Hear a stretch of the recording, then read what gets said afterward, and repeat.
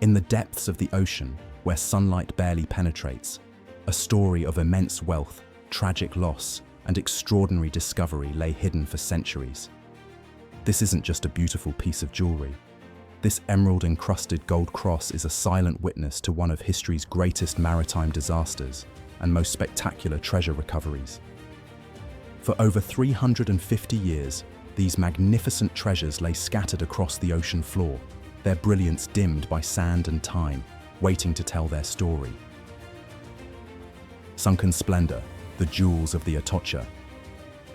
The year was 1622. The Spanish galleon Nuestra Señora de Atocha set sail from Havana, Cuba, as part of a 28-ship fleet bound for Spain.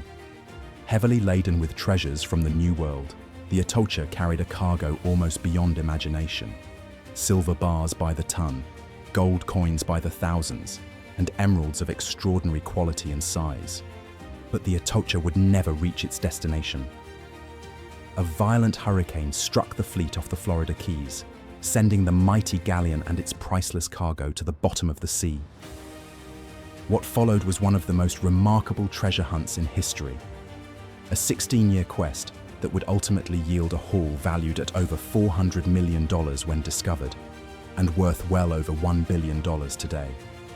We'll explore the most extraordinary jewelry pieces recovered from this legendary shipwreck. Exquisite works of craftsmanship that reveal the artistry, wealth, and cultural significance of Spain's golden age.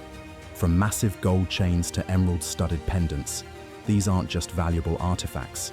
They're tangible connections to a world long past, each with its own remarkable story to tell. Historical context. To understand the significance of the Atocha's treasure, we must first understand the Spanish treasure fleet system, the lifeblood of the Spanish Empire in the 16th and 17th centuries. Spain had established a vast colonial empire across the Americas, extracting enormous wealth in the form of silver, gold, and precious gems. To transport these riches back to Spain, a sophisticated convoy system was developed. Twice a year, fleets would sail from Spain to the Americas, carrying European goods to trade. They would return laden with treasure from the New World, silver from Bolivia and Mexico, gold from Colombia, and emeralds from the legendary Muzo mines. The Nuestra Señora de Atocha was no ordinary vessel. Named after a religious shrine in Madrid, this heavily armed galleon served as the almirante, or rear guard, of the 1622 Tierra Firme fleet. Its position at the back of the convoy was strategic. It would protect the fleet from attacks from behind. Built in Havana in 1620, the Atocha was a formidable ship, 112 feet long with a 34-foot beam, armed with 20 heavy bronze cannons. But what made it truly remarkable was its cargo. The manifest recorded 901 silver bars, each weighing around 70 pounds, 161 gold bars or discs, and approximately 255,000 silver coins. The ship also carried copper, tobacco, and indigo. But perhaps most precious of all were the emeralds, hundreds of rough stones and exquisite jewelry pieces that weren't even listed on the official manifest. On September 4th, 1622, the fleet departed Havana, already 6 weeks behind schedule. 2 days later, disaster struck. A powerful hurricane caught the ships in the Florida Straits. By morning, 8 ships had sunk, their remains scattered across 50 miles from the Marquesas Keys to the dry Tortugas. The Atocha was lifted by a massive wave and smashed against a coral reef, sinking almost instantly. Of the 265 passengers and crew aboard, only 5 survived, 3 sailors and 2 slaves who managed to cling to the broken mizzenmast. Spanish authorities immediately dispatched salvage ships, but the Atocha had sunk in approximately 55 feet of water, making recovery difficult. A second hurricane in October scattered the wreckage further. Despite using enslaved divers in primitive diving bells, the Spanish never located the main body of the Atocha and its treasure. For more than 3 centuries, the Atocha's riches would remain lost to the world. The hunt for treasure. Enter Mel Fisher, a former chicken farmer turned treasure hunter who would become legendary for his persistence and optimism. In 1969, Fisher and his team began their search for the Atocha off the Florida Keys. Fisher's motto was, "Today's the day," a relentlessly positive mantra that would sustain him and his crew through 16 years of searching, setbacks, and tragedy. The hunt was painstaking and dangerous. The team used magnetometers to detect metal objects and blew holes in the sandy bottom with prop-wash deflectors, devices they called mailboxes, to expose potential artifacts. Progress was slow. In 1973, they found silver bars and 5 bronze cannons. In 1975, Fisher's son Dirk discovered more cannons. They were getting closer. But the search was not without heartbreak. In July 1975, Fisher's son Dirk, his wife Angel, and diver Rick Gage died when their salvage boat capsized during the night. Despite this devastating loss, Fisher pressed on. Finally, on July 20th, 1985, Fisher's persistence paid off. The radioed message from his son Kane said it all. "Put away the charts. We've found the main pile." The discovery was extraordinary. 7 wooden chests containing approximately 2,000 silver pieces each, and an 8th filled with gold bars. Scattered nearby were hundreds of silver coins, gold chains and emeralds, over 2,300 of them. But Fisher's battle wasn't over. The state of Florida claimed ownership of the treasure, leading to an 8-year legal battle that went all the way to the US Supreme Court. In 1992, the court ruled in Fisher's favor, awarding him and his investors full rights to the treasure. It was one of the greatest treasure finds in history, and the jewelry pieces were among its most spectacular elements. The gold chains. Among the most impressive finds from the Atocha were 43 gold chains with a combined length of 180 feet, nearly 2/3 the length of the ship itself. These weren't just any chains. Crafted by master goldsmiths in Manila and transported to Spain via Mexico, they represent the finest gold work of the era. The gold content is remarkably high, typically 22 to 24 carats, giving them a rich, warm color that has survived centuries underwater. In 17th century Spain, such chains weren't merely decorative, they were portable wealth, a way for Spanish nobility to transport their fortunes. Some would have been worn as status symbols, draped across the chest or wrapped multiple times around the neck and shoulders. The craftsmanship is extraordinary. Each link was individually formed and soldered, creating patterns of remarkable complexity.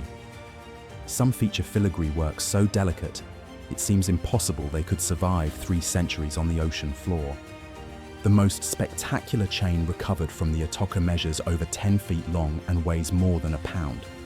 Its estimated value today exceeds $100,000, but its historical and cultural significance is truly priceless. These chains represent not just wealth, but the global nature of Spain's empire, gold mined in the Americas, crafted by artisans influenced by Asian techniques, destined for the nobility of Europe. The Emerald Cross. Perhaps no single piece from the Atocha captures the imagination quite like this spectacular emerald cross pendant. Set in high-carat gold, this cross features multiple cabochon emeralds of exceptional quality and color. These emeralds came from Colombia's legendary Muzo mines, still considered the source of the world's finest emeralds. In the 17th century, these green gems were even more valuable than diamonds, prized for their color and rarity. The cross form wasn't merely decorative. In deeply Catholic Spain, such pieces served as powerful symbols of faith and status. Only the wealthiest could afford jewelry that combined precious metal with multiple gemstones of this quality. The goldwork surrounding the emeralds demonstrates remarkable craftsmanship. Despite centuries underwater, the intricate details remain visible. Scrollwork and decorative elements that showcase the skill of Spanish goldsmiths. Similar pieces can be found in museum collections throughout Europe, but few have the dramatic provenance of this cross. lost at sea for over 350 years before being recovered from the ocean floor. Who owned this cross? Was it a wealthy merchant, a Spanish noble, or perhaps a gift for the royal family? While we may never know for certain, the quality suggests it was commissioned by someone of considerable means and status. The emerald ring. Among the most remarkable jewelry pieces recovered from the Atocha is this engraved emerald ring that sold at Christie's New York auction house in 1988 for $79,200, a sum that would be considerably higher today. What makes this ring extraordinary is not just the emerald itself, but the craftsmanship evident in its setting. The gold shank features black enameling work, a sophisticated technique where powdered glass is fused to the metal surface at high temperatures. Most remarkable is the engraving on the emerald itself.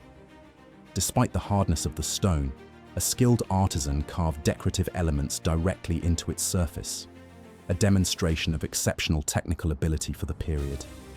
Such rings were not merely decorative. They served as symbols of power and authority, sometimes used to seal important documents with wax impressions. The quality of this particular ring suggests it may have belonged to a person of significant social standing. The preservation of this piece is remarkable. Despite centuries in salt water, the gold has maintained much of its luster, and the emerald its deep green color, a testament to the durability of these materials and the stable environment of its underwater tomb. Rare emeralds.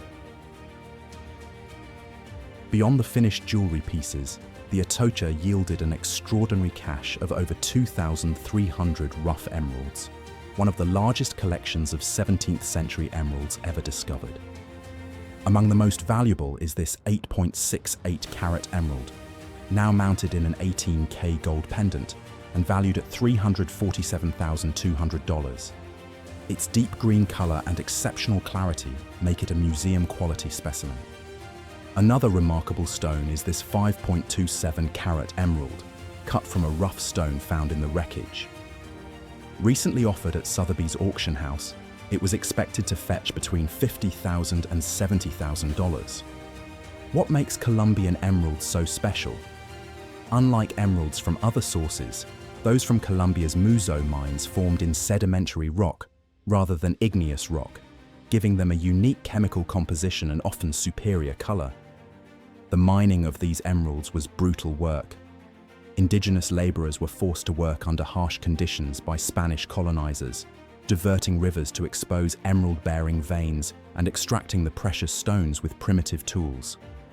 Gemological testing of the Atocha emeralds revealed inclusions typical of stones mined in Colombia, as well as evidence of their extended submersion in seawater, a unique fingerprint that helps authenticate their origin. These emeralds represent not just monetary value, but a tangible connection to the colonial exploitation that fueled Spain's golden age. Beautiful gems with a complex and often troubling history. Recovery and restoration. Recovering jewelry from the ocean floor is only the beginning. The real challenge lies in preserving and restoring these delicate artifacts after centuries underwater. When first discovered, many pieces were encrusted with marine growth or corroded by seawater. Careful conservation work was required to reveal their original beauty without damaging the underlying material. For gold items, the process is relatively straightforward. Gold doesn't corrode in seawater, though it can become dulled by mineral deposits.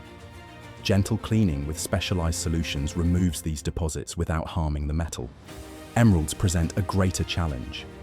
Though durable, they can develop surface fractures from pressure or temperature changes. Conservators must carefully clean these stones without causing further damage. Modern technology plays a crucial role in authentication. X-ray fluorescence identifies metal composition, while microscopic examination reveals manufacturing techniques consistent with 17th century craftsmanship. Each piece tells its own story of survival. Some emerged from the wreck in remarkable condition, while others required extensive restoration. The goal is always the same: to preserve these artifacts for future generations while maintaining their historical integrity. Legacy and current status. Today, many of the finest jewelry pieces from the Atocha are displayed at the Mel Fisher Maritime Museum in Key West, Florida, where visitors can marvel at their beauty and learn about their remarkable journey. Other pieces have made their way to private collections through auctions at prestigious houses like Christie's and Sotheby's, where they continue to command impressive prices.